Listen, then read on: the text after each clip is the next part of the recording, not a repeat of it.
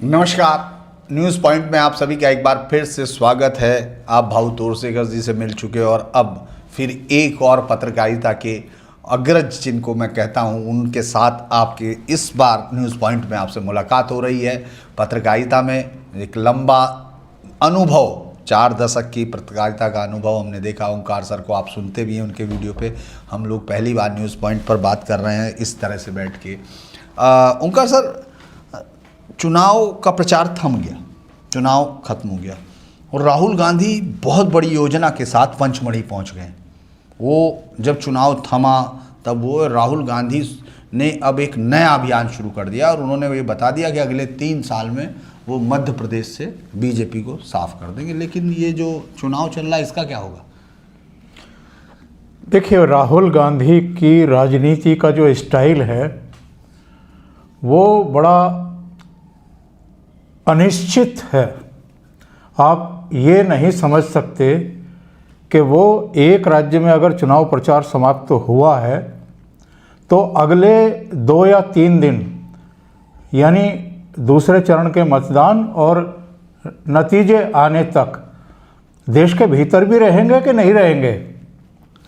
मतलब ये भी हो सकता है कि आज तो चलिए हम 9 या 10 तारीख में बैठे हुए बात कर रहे हैं, राहुल गांधी 11 तारीख को या 12 तारीख को कहीं दूसरे देश निकल जाए तो वो अपनी पार्टी को भी सरप्राइज़ करते हैं और देश के मतदाताओं को भी, अपने इकोसिस्टम को भी और मीडिया को भी, और बहुत सारे जो बुद्धिजीवी हैं जो राजनीति पर बहुत ज्ञान बांटता रहता है उसको भी सरप्राइज़ करते हैं।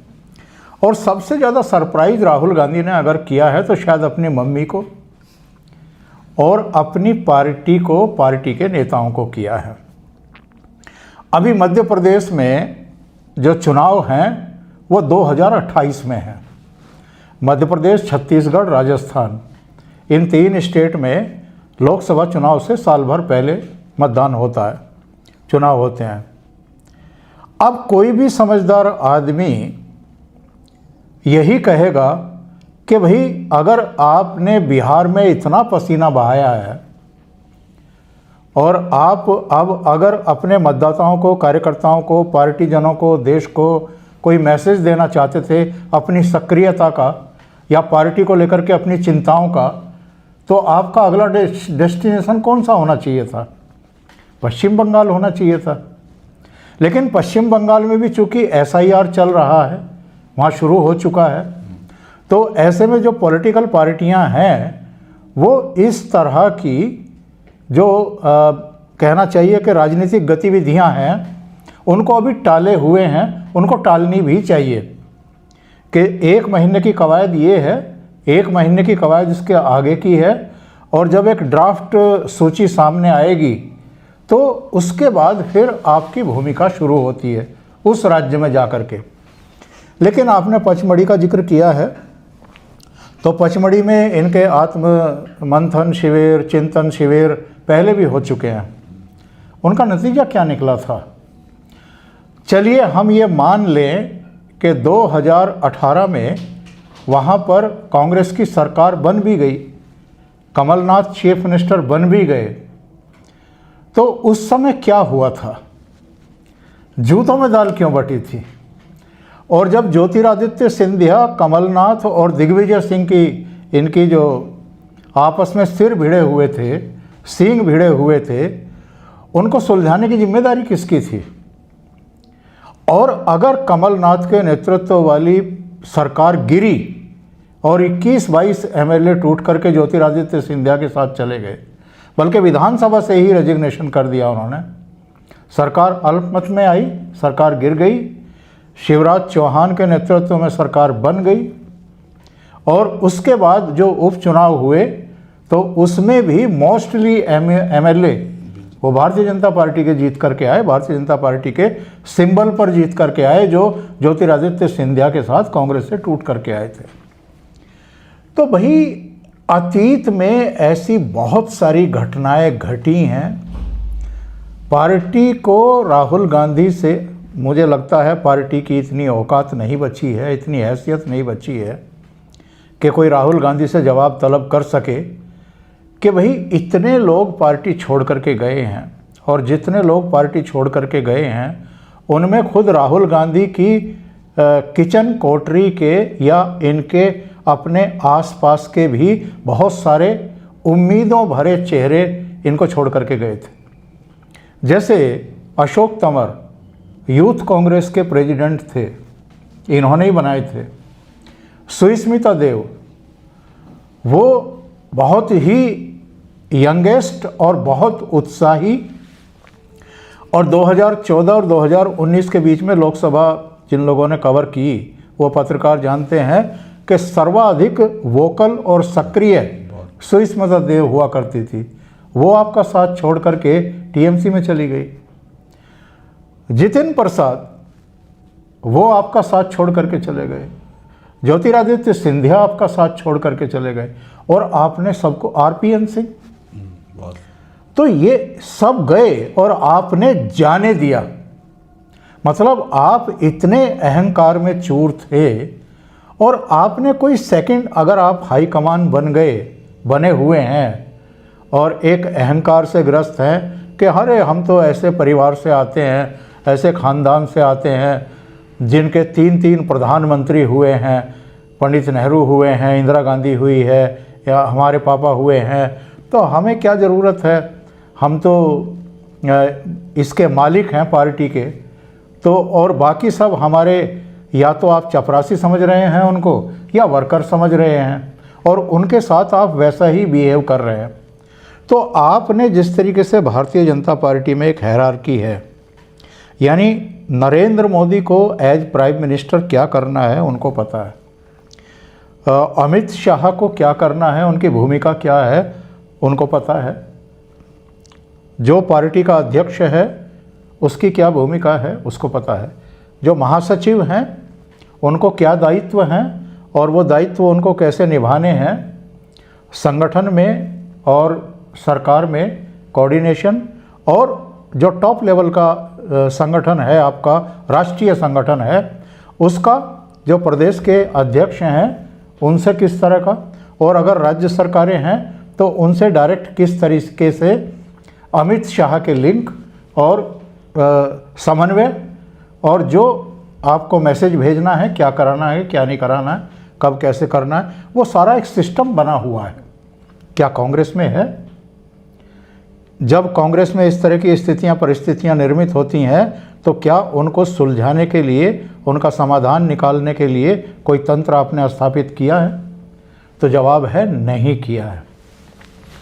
तो आप पंचमढ़ी जाए, आप मलेशिया की यात्रा करें, आप लैटिन अमेरिका के देशों की यात्रा करें, कुछ दिन के लिए आप मीडिया से ओझल हो जाएं, अपनी पार्टी के नेताओं से ओझल हो जाएं, पता नहीं कहाँ रहते हैं, और फिर अचानक आप आएँ और तब भी आप पार्टी को सरप्राइज़ करें, और मीडिया में अपने को हाईलाइट करने के लिए आप ही की चर्चा हो और किसी की चर्चा ना हो, इसके लिए आपने ना तो अपनी बहन पर भरोसा कर रखा है कि चलिए आप विदेश में हैं, कोई घटना हो गई है, वहाँ किसी महासचिव को नहीं भेजना, अगर आपको अपने कुनबे पर, अपनी बहन पर ही भरोसा है तो अपनी बहन को भेज दो, लेकिन खुद जाएंगे ताकि मीडिया की सुर्खियाँ केवल राहुल गांधी को मिलें।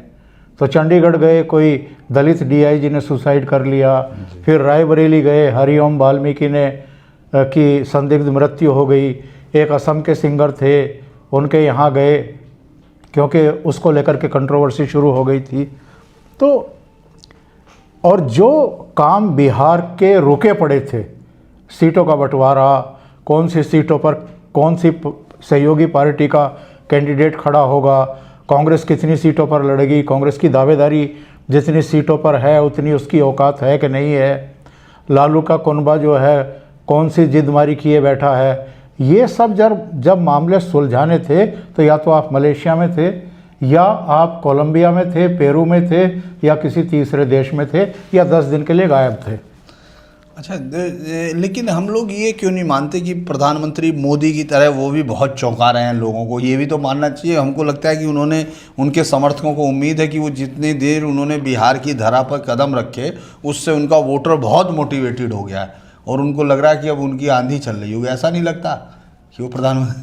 ठीक यही गलतफहमी 2020 में भी राहुल गांधी को थी बिहार को लेकर के, और तब प्रेशराइज करके लालू परिवार को इन्होंने 70 सीटें ले ली थी। 70 सीटों पर लड़े थे और जीते कितनी थी? 19 सीटें। बाद में एक एमएलसी का चुनाव था जिसमें शायद 3 एमएलसी चुने जाने थे या 2 एमएलसी चुने जाने थे, और कांग्रेस चाह रही थी कि एक एमएलसी की सीट उसको दे दी जाए और एक पर लालू की पार्टी लड़े। लालू यादव ने ऑन कैमरा बस गाली नहीं दी थी, बाकी गुस्सा वही था, और वो गुस्सा उन्होंने बता दिया था कि ये जो 70 सीटें लेकर के इन्होंने ख़राब की है और केवल 19 जीत पाए ये, तो इनको अपनी हैसियत का, अपनी औकात का पता नहीं है। एक बार शरद पवार ने एक इंटरव्यू देते हुए एक टिप्पणी की थी।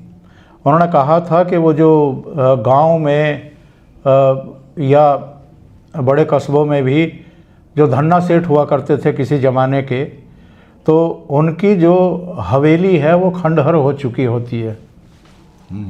और कांग्रेस का हाल वही है। सेठ है, अभी सेठानी है, और वो देख रही है कि हवेली खंडहर हो चुकी है, जर्जर हो चुकी है।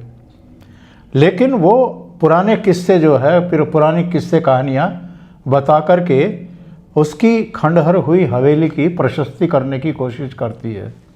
ये शरद पवार के शब्द हैं कि इनको अब ये स्वीकार करना चाहिए कि कांग्रेस जो है वो खंडहर हो चुकी है।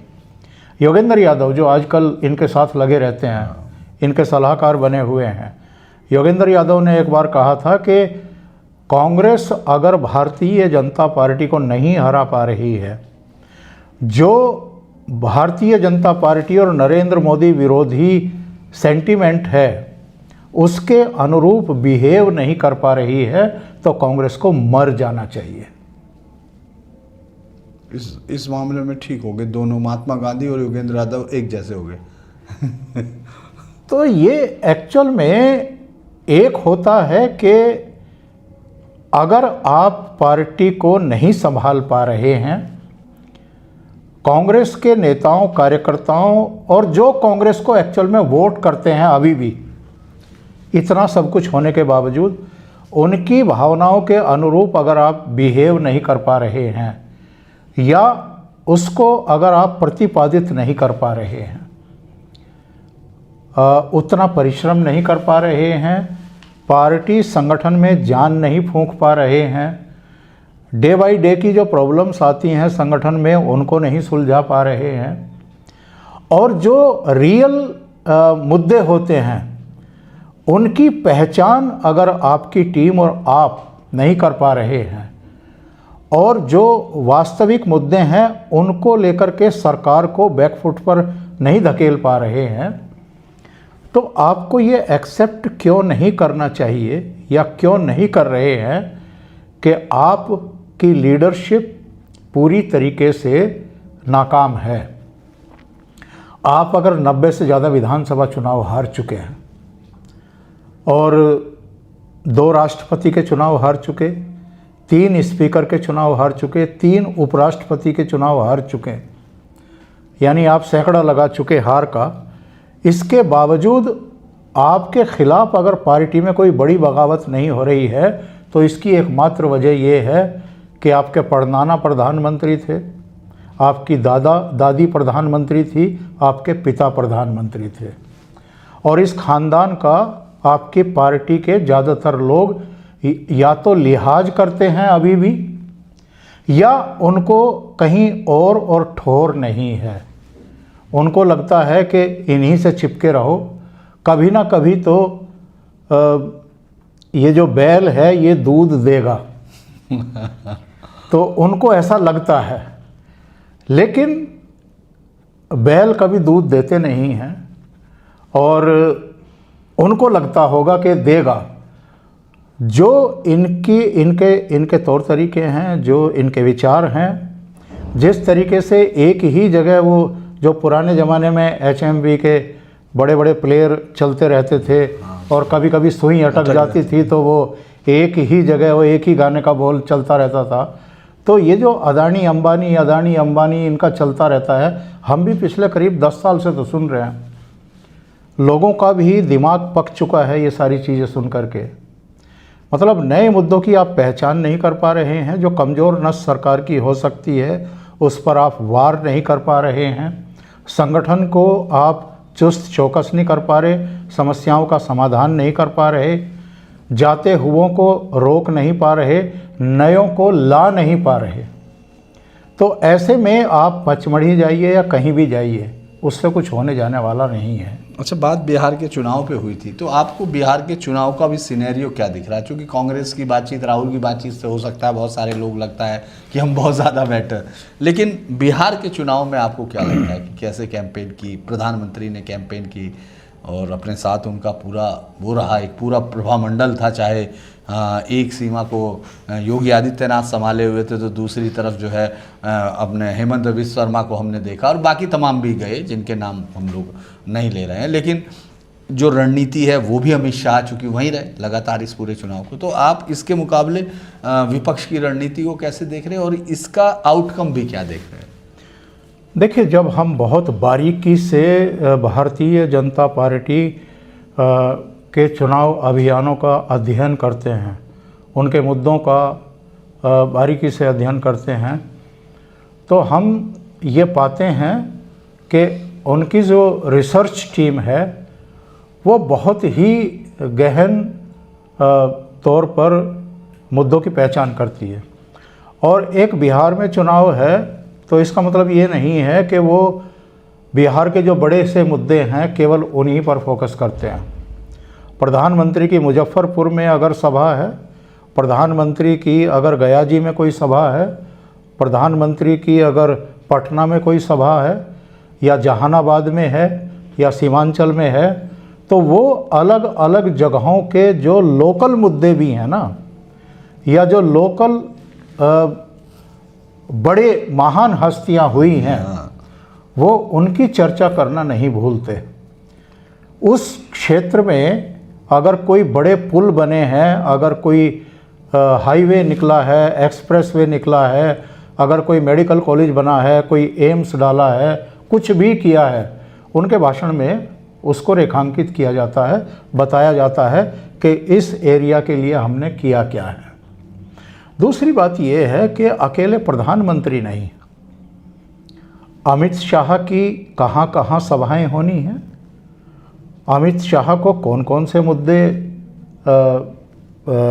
वहाँ पर टेकअप करने हैं, प्रधानमंत्री को कौन से मुद्दे टेकअप करने हैं, योगी आदित्यनाथ कौन सी चीज़ों को हाईलाइट करेंगे जो उन्होंने उत्तर प्रदेश में की है और उसको लेकर के उनकी एक छवि बनी है, और जिन मुद्दों को लेकर के उनकी कीर्ति पताका उत्तर प्रदेश के बाहर भी फैली है, जिसको लेकर के उनको लोग पसंद करते हैं उत्तर प्रदेश के बाहर भी, पूरे हिंदुस्तान में, वो उनको याद कराते हैं। नंबर 2, अगर हम केवल बिहार की बात करें इस समय, तो जो लालू राज में जंगल राज हुआ है या जो भ्रष्टाचार हुआ है, वो चाहे चारा घोटाला हुआ हो या रेलवे में 2 बार रेल मंत्री रहते हुए जो उनके अलग अलग भ्रष्टाचार दोनों समय के हैं, या वो हों, वो सारी चीज़ें, और जो उस समय नरसंहार हुए जब लालू के राज में ये सब चल रहा था, 70 नरसंहार पूरे बिहार में हुए, उनकी चर्चा करना, या इनकी एक बेटी की शादी के समय जब बारात आ गई थी, बरौठी हो रही थी, सारे काम हो रहे थे, जिस तरीके से शोरूम लूटे गए थे, जिस तरह कारों को लूटा गया था और बारातियों को वो गिफ्ट की गई थी, वो सारी चीज़ें बताना पब्लिक को, ये इसलिए भी ज़रूरी होता है कि अगर कोई स्विंग वोटर है, अगर उसका थोड़ा बहुत मन बदल रहा है, 20 साल से अगर थोड़ा सा जीतन राम मांझी वाला पोर्शन छोड़ दें तो नीतीश बाबू मुख्यमंत्री हैं। तो बहुत सारे लोग होते हैं, बहुत सारी घटनाएं होती हैं, लोगों का मन डोलने लगता है कि तो उनको याद दिला करके ये बताना कि अगर ज़रा सी गलती हो गई तो क्या लेने के देने पड़ेंगे और फिर किस तरीके से वही जंगल राज लौटेगा और उसकी कितनी बड़ी कीमत चुकानी पड़ेगी, वो बताना और हर स्तर पर बताना। और योगी आदित्यनाथ का ये बताना कि मैंने माफियाओं का किस तरीके से भूस भरा है या उनको किस तरीके से मिट्टी में मिलाया है, और वही यहाँ बिहार में भी हो रहा है या होगा, ये संकेत देना। तो ये इनका एक्चुअल में एक रिसर्च वर्क, उसके बाद फिर ये तय कर देना कि प्राइम मिनिस्टर को क्या बोलना है, अमित शाह को कौन से बिंदु लेने हैं, योगी आदित्यनाथ को कौन से लेने हैं, और दूसरे और भी अगर मुख्यमंत्रियों का जिम्मा लगाया गया है कहीं तो उनको क्या बोलना है, वो सारा कुछ तय होता है ऊपर से, ताकि एक ही बात को 2-3 लोग ना बोलें, उसको रिपीट ना करें और वो ठीक तरीके से कन्वे हो जाए। जहाँ तक विपक्ष का प्रश्न है कि उन्होंने कौन से मुद्दों को उठाया है, तो बड़ा भारी कन्फ्यूजन था, मनमानी थी। जिस तरीके से वो 16-17 दिन की यात्रा की थी राहुल गांधी ने तेजस्वी को साथ में लेकर के, वोट अधिकार यात्रा के नाम पर, उसमें राहुल गांधी ने जिस तरीके से वोट चोरी और SIR का विरोध करना शुरू किया पूरी यात्रा के दौरान, ना तो उस यात्रा के समय तेजस्वी उस पर कुछ बोले थे और ना उनकी यात्रा समाप्त होने के बाद बोले।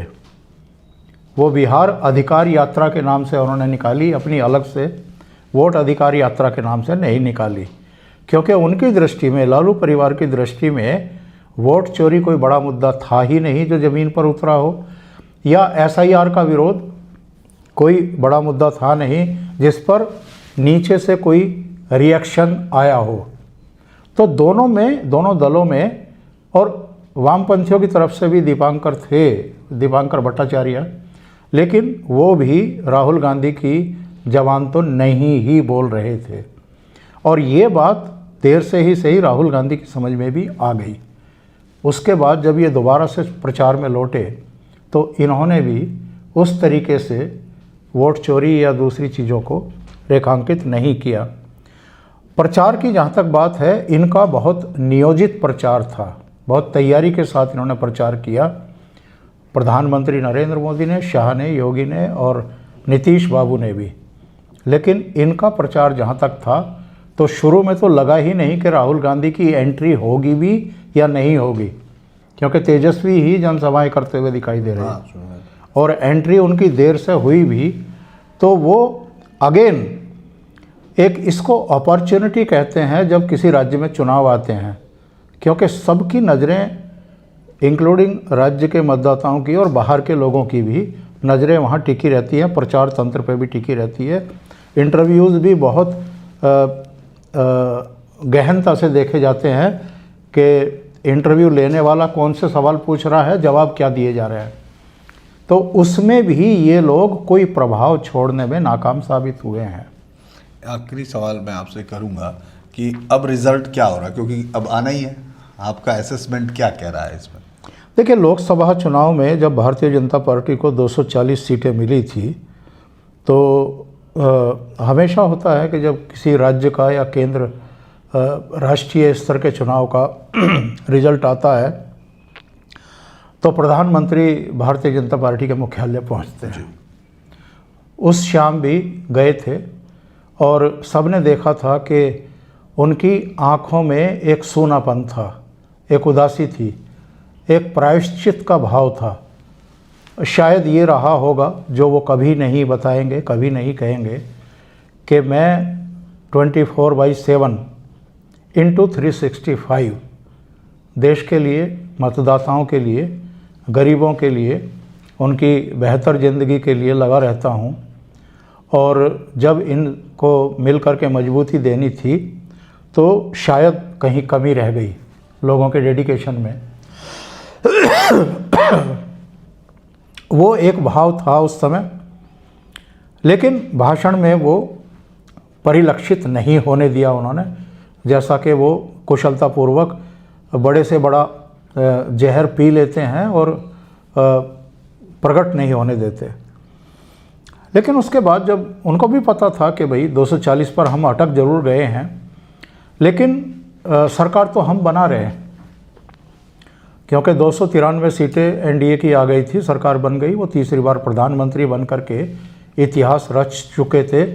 और उसके बाद उनकी सरकार ने जो काम किया है वो निसंदेह हम कह सकते हैं बिना किसी संकोच के कि जो पहली और दूसरी सरकार थी उससे भी ज़्यादा प्रभावशाली तरीके से उन्होंने काम किया, डिसीजन लिए, फैसले लिए, और किसी को भी ये नहीं लगा कि वो अल्पमत सरकार के मुखिया हैं। उसके बाद जो 5 राज्यों के चुनाव हुए हैं उनके नतीजे जो आए हैं उससे ऐसा लगा कि वो जो 240 सीटें आई थी भारतीय जनता पार्टी की, उसका जितना पछतावा प्रधानमंत्री नरेंद्र मोदी को रहा होगा उससे ज़्यादा मतदाताओं को रहा।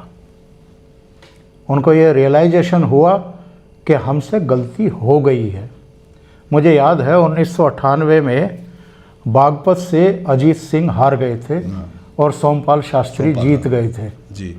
बाद में वो अटल जी की सरकार में कृषि मंत्री बने थे। जिस दिन अजीत सिंह हारे उस दिन बागपत इलाके के बहुत सारे गांवों में शाम के समय चूल्हे नहीं जले थे।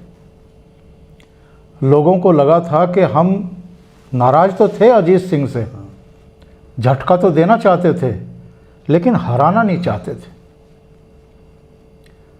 तो ये 240 सीटें आने के बाद लोगों को कहीं ना कहीं इस बात का एहसास हुआ कि हमसे बहुत बड़ी चूक हो गई है, हमने प्रधानमंत्री को कमज़ोर किया है। तो उस भूल को कैसे सुधारा जाए। मैं व्यक्तिगत तौर पर भी उस समय अपने चैनल पर भी दूसरे चैनलों पर भी ये कह रहा था कि हरियाणा में तीसरी बार भारतीय जनता पार्टी सरकार नहीं बना पाएगी, क्योंकि ट्रेडिशन ऐसा है कि वहाँ हर 5 साल में सरकार बदलती है, 10 साल तक रह ली है, लगता नहीं। और कांग्रेस का बड़ा आक्रामक जो है पूरा अभियान था, उन्होंने एक लाइन ले ली थी। हम नहीं समझ पाए कि जो लाइन कांग्रेस ने ली वो उसके लिए भी आत्मघाती साबित होने जा रही है, और यही हुआ। जाटों का मतदान उनको मिला लेकिन जो गैर जाट थे वो एकजुट हो गए। इसके अलावा जो जेपी नड्डा ने लोकसभा चुनाव के समय संघ के बारे में एक बयान दे दिया था जिसका भी नुकसान उठाना पड़ा था, संघ और बीजेपी के बीच फिर से कोऑर्डिनेशन हुआ और शायद पर्दे के पीछे कुछ चीज़ें तय हो गई। संघ ने हरियाणा में भी, महाराष्ट्र में भी, दिल्ली में भी और अभी बिहार में भी बहुत बड़ी भूमिका निभाई, बहुत बड़ा काम किया। उसका नतीजा ये हुआ कि जो बांग्लादेश में हो रहा था हिंदुओं के साथ, उस पर योगी आदित्यनाथ का एक मूल मंत्र कि बटोगे तो कटोगे, और ये इसलिए भी उन्होंने आगे किया, प्रधानमंत्री ने थोड़ा पॉलिश करके उसको एक रहेंगे तो नेक रहेंगे, और यही फिर संघ प्रमुख ने भी कहा। ये नहीं मैसेज दिया गया कि जो गलती 2024 के लोकसभा चुनाव में हो गई आप बटे, क्योंकि उन्होंने कहा आरक्षण वापस ले लिया जाएगा, छिन जाएगा, संविधान बदल देंगे, क्योंकि 400 सीटें मांग रहे हैं, तो अगर बटे इस बार भी तो कटोगे। तो उसका नतीजा ये हुआ कि 3 राज्यों में भारतीय जनता पार्टी की सरकारें बन चुकी। जम्मू कश्मीर में पिछली विधानसभा चुनाव जब हुए थे 10 साल पहले, बीजेपी को 25 सीटें मिली थी, इस बार 29 सीटें मिली, यानी वहाँ भी परफॉर्मेंस अच्छा रहा, झारखंड में भी अच्छा परफॉर्मेंस रहा। तो कोई कारण नहीं है कि नीतीश के विकल्प के तौर पर कोई उभरा हो बिहार में, या मतदाताओं का जो अब तक मानस रहा है लोकसभा चुनाव के बाद 5 राज्यों के चुनाव में, उसमें कोई बड़ा आमूल चूल परिवर्तन हुआ हो या कोई ऐसी घटना हुई हो कि लोग नरेंद्र मोदी से या नीतीश कुमार से नाराज हों। तो बिहार में सबको यही लग रहा है और यही होता हुआ दिखाई दे रहा है कि कंटिन्यूअसली जो कुछ इन 5 राज्यों के चुनाव में नतीजे आए हैं, झारखंड छोड़ दीजिए, वहाँ कुछ गलतियाँ हुई हैं तो उनकी कभी फिर मीमांसा करेंगे, उस पर फिर विमर्श करेंगे।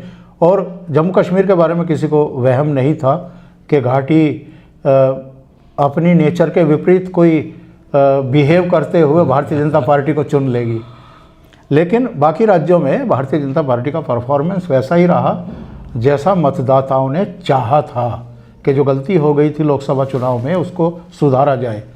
और बिहार में बहुत विकास के काम हुए हैं, बहुत पॉजिटिव अभियान भी रहा है इनका। मतदाताओं को जागरूक करने के लिए जंगल राज भी याद दिलाया गया, सारी चीज़ें हुई, लेकिन कोई विपरीत नतीजा आएगा इसकी दूर दूर तक संभावना नहीं है।